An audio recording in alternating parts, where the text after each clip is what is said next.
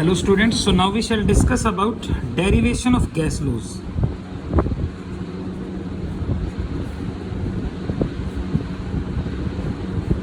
From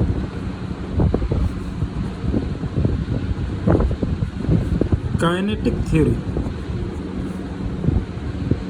of gases. How can you derive the gas laws from kinetic theory of gases? So we can say कि as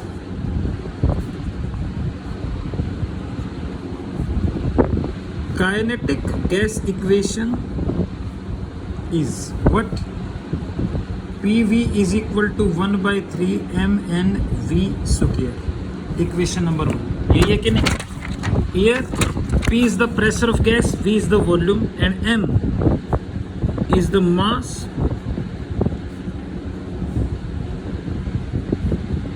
of a gaseous molecule, and n is the number of gaseous molecules. V, the velocity.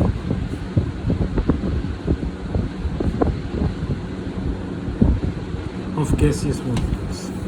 These are the three factors here. So we can say m into n, mass of a gaseous molecule, and number को multiply करेंगे तो m आ गया. That will be total mass of gas. So therefore we can say PV is equal to 1 by 3 mv square. Equation number 2. इस equation को 2 से ही multiply कर दें और 2 से ही डिवाइड कर दें राइट हैंड साइड में, या यूँ कह दें कि दोनों साइड 2 से मल्टीप्लाई कर दें. वी कैन से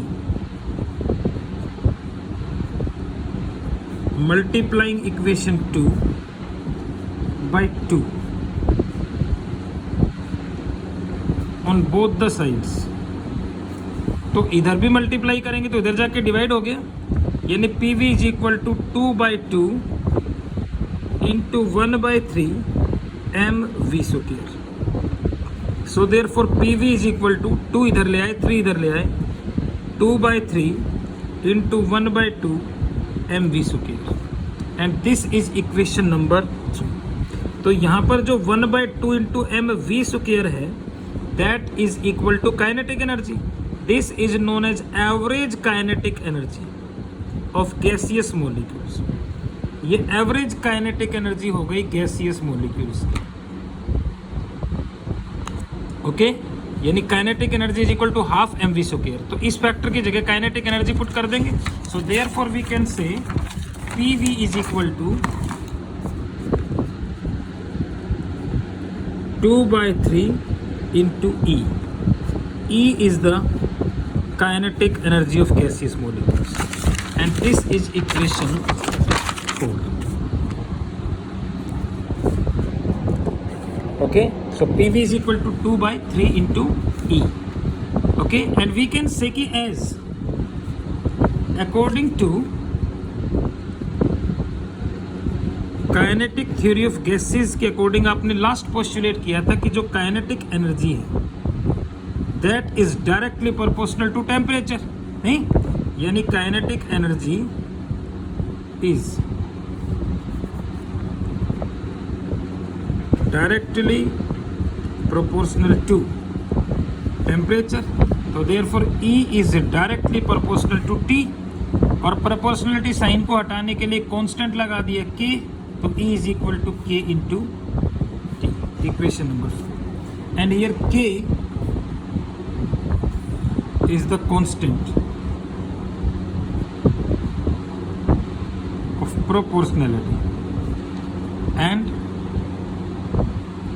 known as what?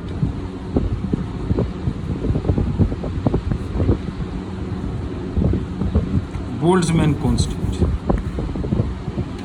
So therefore we can say from equation 4 and 5 we get, यानी PV is equal to 2 by 3 और E की जगह K into T कर दें. Equation number 6. Okay, we can say now K is the Boltzmann constant, और K जो होता है that is equal to R by N A, Avogadro's number. और आपको पता है कि आर की जो यूनिट है 8.314 joule kelvin inverse mole inverse, N A is the Avogadro's number 6.023 into 10⁻23 mole inverse, cancel हो गया। तो ये आपके पास आ जाएगा 1.38 into 10⁻⁻23 joule kelvin inverse. It is the K that is known as the Boltzmann constant. अब यहां पर आपके पास इक्वेशन होगी P V is equal to 2/3 K into T.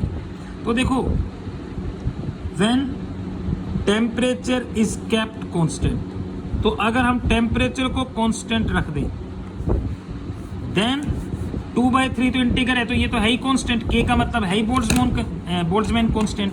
So we can say 2/3 and के आर आल्सो कांस्टेंट्स। तो जब ये सारा फैक्टर जो कांस्टेंट हो गया है, यानी 2/3 के इंटू टी सारा ही कांस्टेंट हो गया, तो therefore PV is equal to constant, और PV is equal to constant Boyle's law जो है वही होता है कि it is the Boyle's law. तो देखो काइनेटिक गैस इक्वेशन से हम बॉयल्स लॉ को ड्राइव कर सकते हैं, that is at constant temperature PV is also constant. So from idea क्या नाम है kinetic theory of gases we can derive Boyle's law. इसी तरह से चार्ल्स लॉ को भी ड्राइव कर सकते हैं, इसी तरह से एवोगैड्रोस लॉ को भी ड्राइव कर सकते हैं। So that's very simple concept is there. So we can say that PV is equal to 2/3 into KT, okay?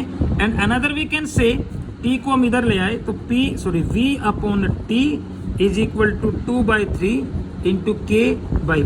P को इधर ले गए, T को इधर ले गए, तो we can say at constant pressure, जब प्रेशर कांस्टेंट है तो 2/3 and K are also constants।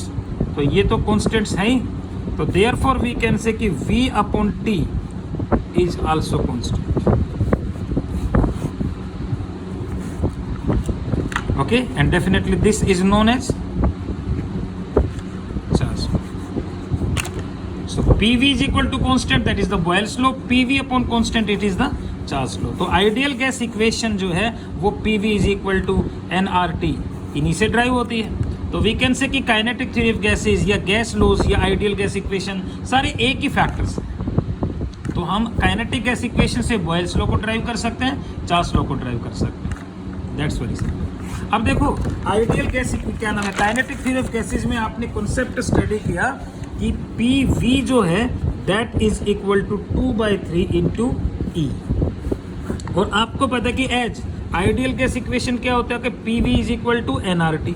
We can say कि for 1 mole of gas, 1 mole gas के लिए n की वैल्यू तो 1 हो गई, और n की वैल्यू अगर 1 हो गई तो PV is equal to RT, नहीं तो RT को यहाँ पर ले आए, यानी we can say that RT is equal to 2/3 into E and E is equal to 3/2 into RT।